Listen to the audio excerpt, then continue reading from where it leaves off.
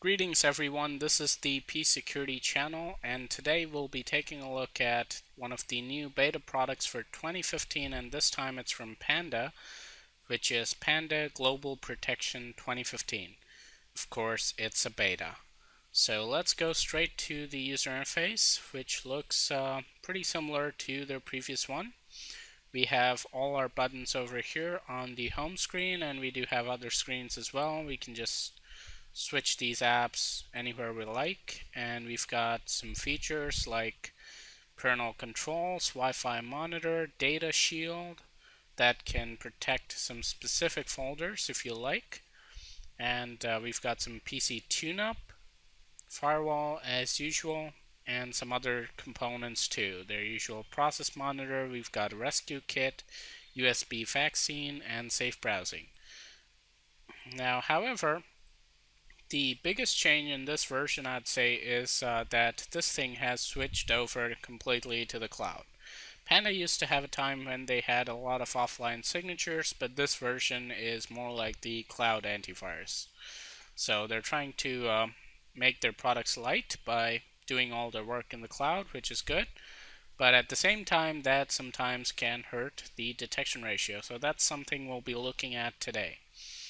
Now, another interesting feature in this version is the inclusion of application control. Now, make no mistake, guys, this application control has nothing to do with the similarly named feature in Kaspersky that basically restricts applications based on their behavior. I mean, based on if they're unknown or not, it restricts their behavior so they cannot access specific registry entries, they cannot make changes to the system that could be harmful, and it's a pretty detailed module, but this application control is nothing like that. Now, as far as I have seen, this thing is more of a gimmick, to be honest, because it doesn't work that well. All it basically does is when you turn it on, anytime you run anything, basically any application, you try to install something, it gives you an alert that pops up and it asks you whether you want to allow the file to run or to just block it straight away. So it doesn't tell you what the file is, what it's trying to do, it just tells you an unknown file is trying to run and whether you want to block or allow, which is not very helpful, to be honest. And just to demonstrate that, let me grab something over here. Let's grab Hitman Pro.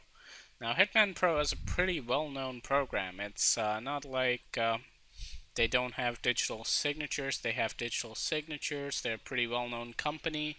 So if this product had a whitelist, this would probably be in there. But if you notice, when we run it, it gets blocked.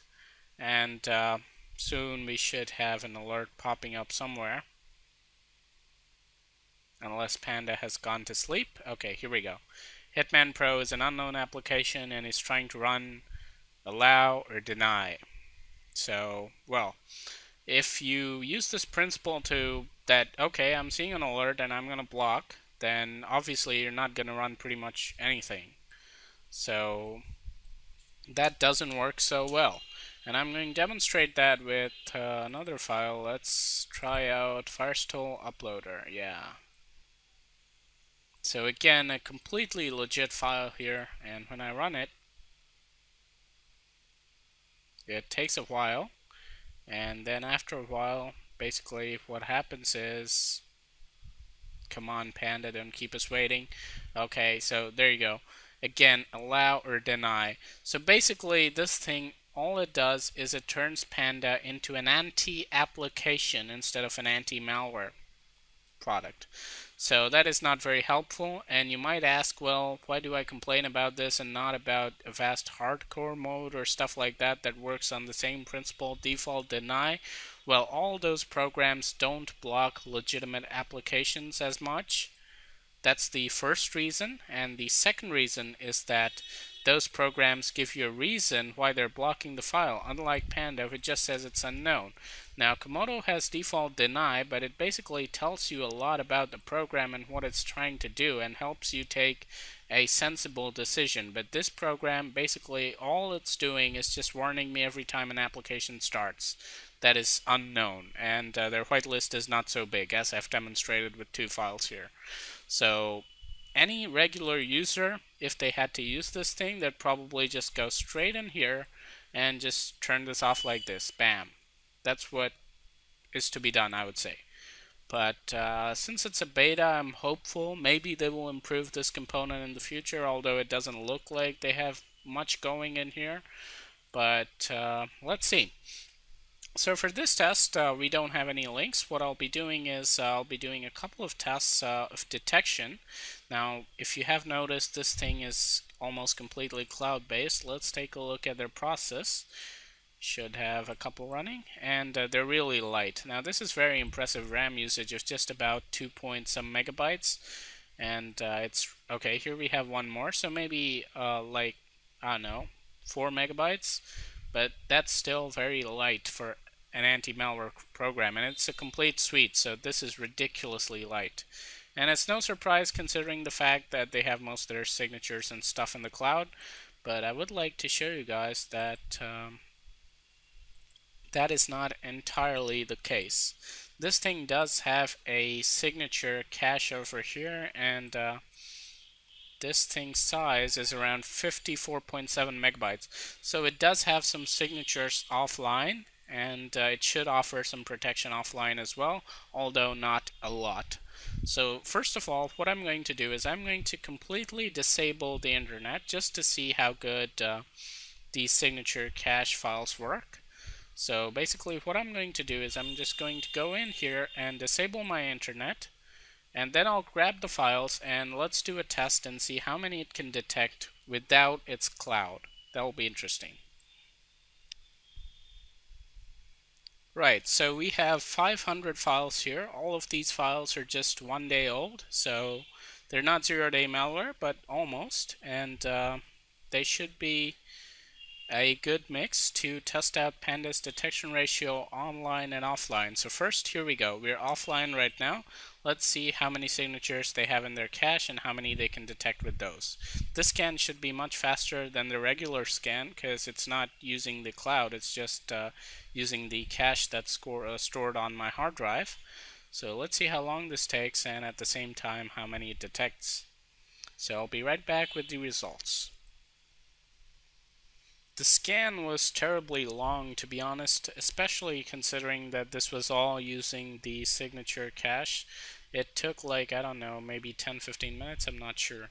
But it did take quite a while. It wasn't quick at all, as you'd expect on just 500 files, but it did take a while. But the good news is it did detect and clean a lot of files. So let's see what we're left with. Okay, so maybe it's not that much. So we've got 288 items still. I'll do one more scan just to verify. Okay, no threats detected, so 288 items left. That is the final score. That's not so great.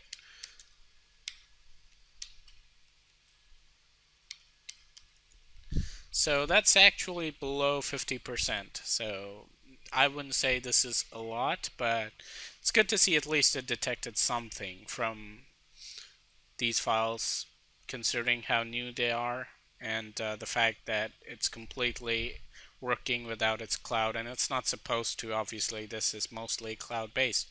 So now what I'm going to do is I'll just get my internet back, and let's see what it can detect with its cloud enabled. So we should be back online right now, so that should give Panda a lot of help because most of their signatures are probably stored in the cloud. So let's just make sure that we are connected. Yes, we are. So let's do one more scan, and this time it should be able to use its cloud. Well, it looks like it's going to take a while to set up the connection, so I'll be back when it's back and fully connected. So on the second scan, this is online. It did detect 75 items and it cleaned all of them. So let's see what we're left with. Still 213. I'm pretty suspicious that Panda is going to detect more because it does have a habit of not detecting everything in the first go. So let's try scanning it a few more times. Okay, so let's re-enable the antivirus, make sure that it's not going to detect any more of these files.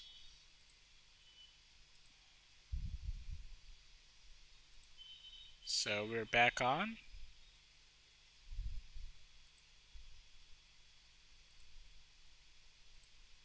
Now, since this is cloud-based, it doesn't have a specific signature update module anywhere, so I'm assuming that this thing automatically uses the latest signatures. Obviously it does because it's cloud-based. It doesn't even have an update button. So let's make sure that it's not going to detect anymore, and no, it doesn't look like it's going to catch any more of these files. So we're still left with 213 files, which is an unbelievably huge number for me. But let's calculate the detection ratio anyway. So we had 500 to start with. 213, is it? Yes. You know, it's really surprising to see this detection ratio, which is just 57.4%, considering that Panda at one time used to be one of the antivirus companies with really good signatures, and I just don't know what has happened to them ever since they've moved to the cloud.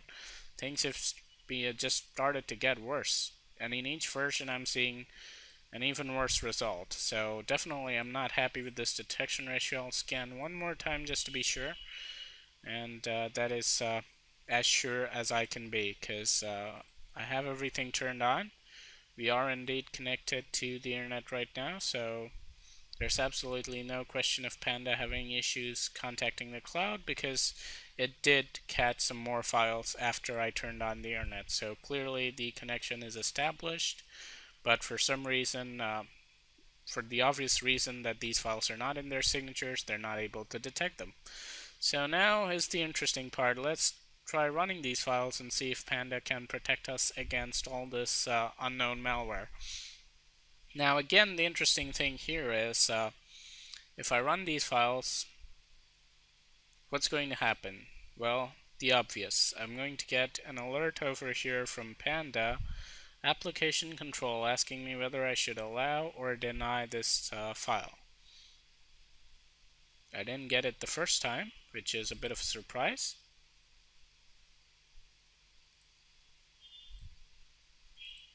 Keep in mind this tunnel was still in beta, so maybe they're working on getting some of these things right. Okay, we did have a file run here. Some of these may not be working correctly. Let's check our task manager.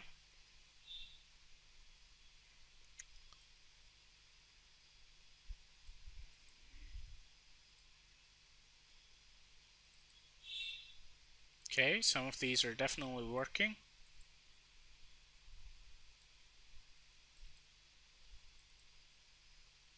I have no idea what's up with Panda. So just because I'm not sure, because this is a beta and this program may not be working correctly, so what I'm going to do is I'll just reboot the system. I'm seeing the block threats go up.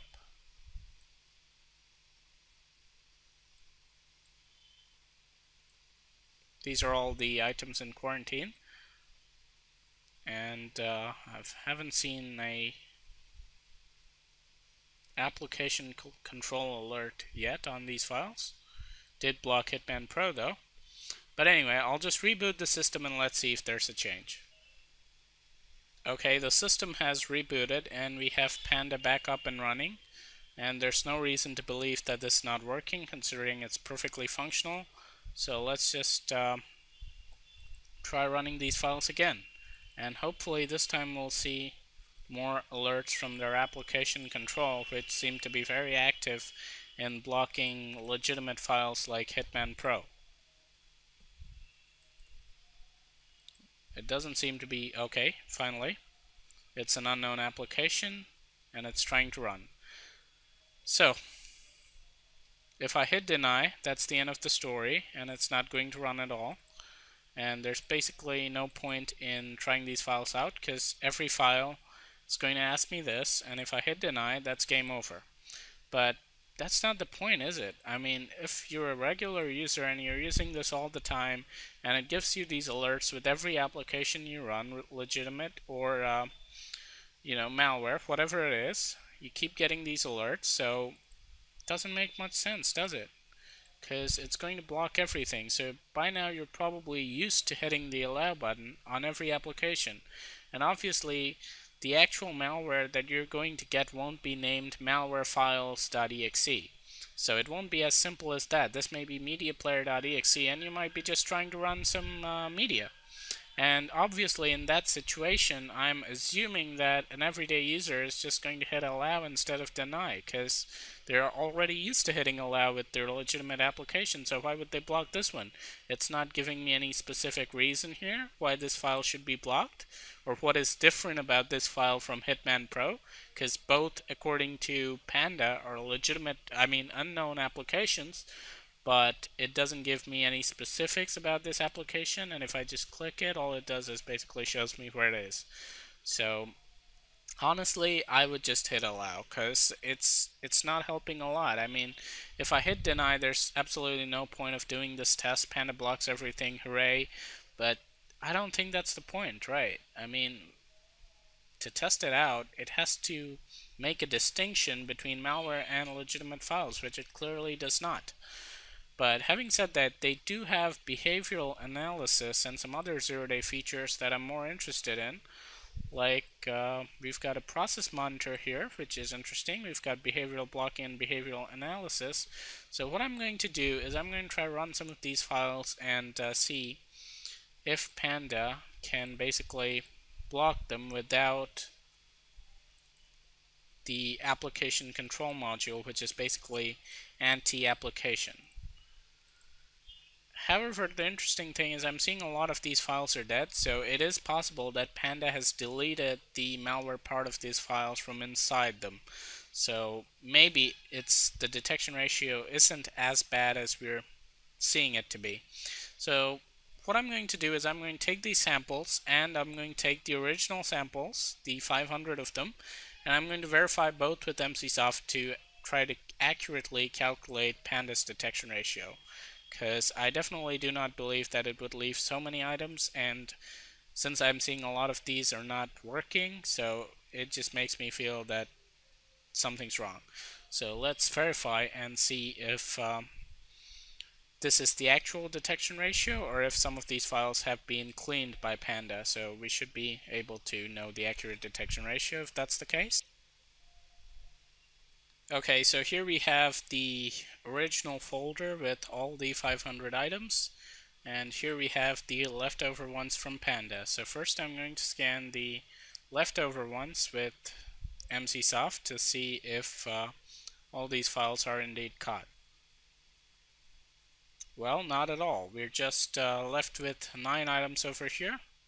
So that's all I'm seeing on this case. Now, just to make sure that MCSoft has also not done very badly on these samples, I'm going to scan this and find the detection ratio on these files.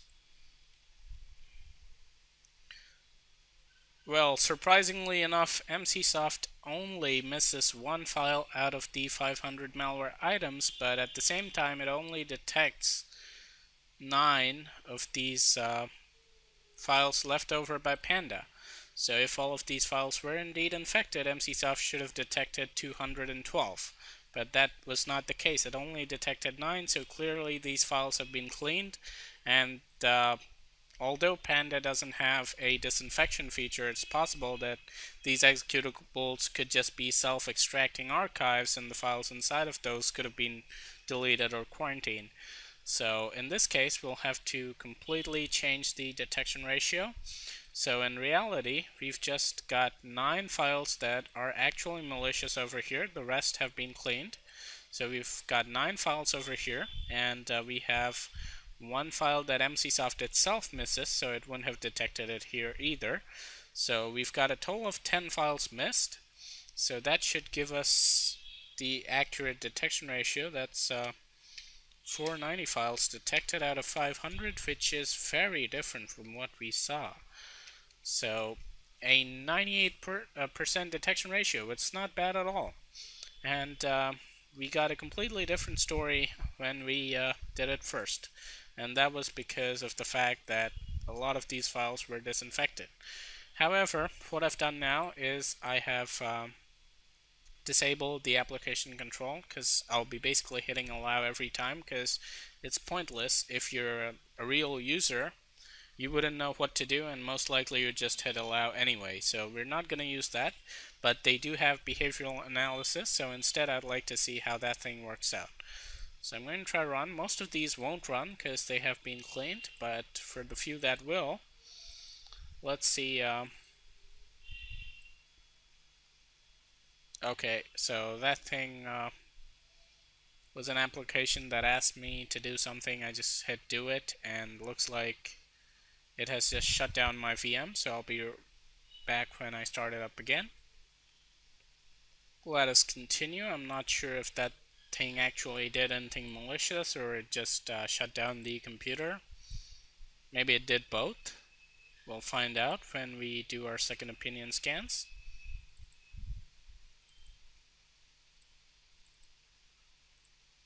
Most of these files are of course not going to run because they have been cleaned somewhat by Panda.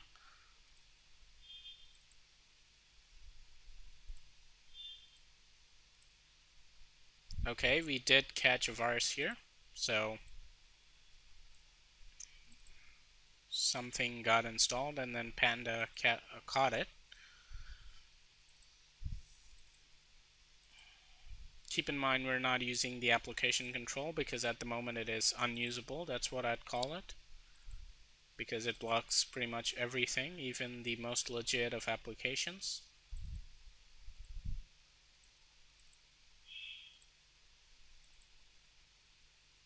So it's pretty much hit and miss at the moment, because most of these files are probably cleaned. So I don't know which ones are the 9 that haven't been cleaned. So I'm just basically having a go at whatever I can find, and hopefully we'll be able to run those 5 or 9 files.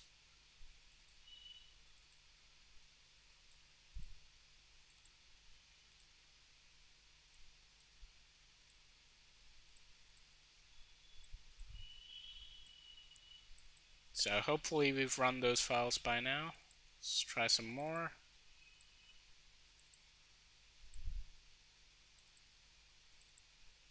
I am seeing some stuff going on the screen, but most of it just looks like it's not working, it's failing.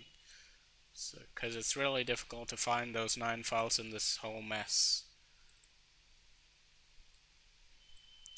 Anyway, I think we've tried enough. This is interesting. Just doesn't let me on that one. It's an executable, but I guess it tries to open another type of file. Okay, so we've basically run some files. I'm not sure if any of them really ran, to be honest. Okay, let's take another look at this thing. So basically all it does is just parse off, so I don't think this is malicious. Probably a false positive. This one crashes, so I don't know what it does. But anyway, let's try removing this folder, and well, we do have some things running because we can't remove it. So basically what I'll do is I'll let whatever is running just stay here for some time. There you go, we've got one file. And at the same time, let's try to see if Panda's process monitor catches anything weird or suspicious, and if it tells me something. So far we've got only secure process, and funny thing is all of these are secure. Let's take a closer look. Low risk, basically I've seen a lot of legit files be flagged low risk, so that is not something to go by. So the process monitor says we're good to go, we're clean. Now I just want that to be verified by some other scanner. Not sure if this is doing anything or if it's just sitting there and it's unable to do what it's supposed to do. Which would be kind of sad for, the malware. It's probably just sitting there and damn, my payload has been removed. So that's sad. But anyway, I'll give the system some time and then we'll verify if it's clean or not. Alright, Hitman Pro just says that the system is clean, and because I'm not even sure if I ran 9 malicious threats that are unknown to Panda, so I'm basically just going to leave it at this point because we can't even make sure if we actually ran any malicious files. But my final impressions for Panda are pretty mixed up. I mean, the signatures were not bad, 98%, that's impressive. And it's pretty good considering these are just 1 day old. It's not bad at all. And I'm not sure what the offline detection actually was, because maybe some of those files were clean too. And well, I mean, that part was good, so as long as it got signature for it, it works great. Now as for the 0-day part, application control, this is not much use as far as I've seen, so I would recommend turning this off if you're using Panda. Of course, this is a beta, they might improve in the final, and that's why I'll give them a full test when the final version is released. But at the moment, I think application control is of no use at all. But they do have behavioral analysis, which we weren't able to get a peek at, because in this test, well, interestingly, none of the malware decided to come to the party, and basically the system was left untouched. And that's not thanks to Panda, it's just thanks to the fact that it left me a mess of files, so I couldn't really find the ones that were actually malicious, or maybe we just missed them, maybe they just didn't work out, whatever the case is. We weren't able to conduct the 0-day test correctly. However, I will be testing it properly when the final version's out, so hopefully at that time we'll be able to tell for sure if this thing can protect you, especially without the application control. Now, a lot of people are excited about this, but well, I would be very skeptical because all it does is blocks everything. And I'm pretty sure that if you hit allow, it has nothing else to do. In fact, I'm 100% sure. I've tried it out, so if you hit allow, that's the end of that story. So, well, not very useful. But having said that, it's just a beta, and it didn't do too bad. I guess the detection ratio was good, and hope you guys enjoyed this review too. I know it was a bit messy, and some of you who are not that well advised technically, and you know, just average users would find this review anything apart. I doubt if they'd find it anything apart from confusing. So I would just say hold on to your guns until the final version is released, and then we'll take a much better look at it. But these are my first impressions, and hopefully that verification process was understood by all of you. I'm not sure if it was, but that's what I'm hoping for. So I'll see you guys in the next P Security channel. Take care and have a nice day.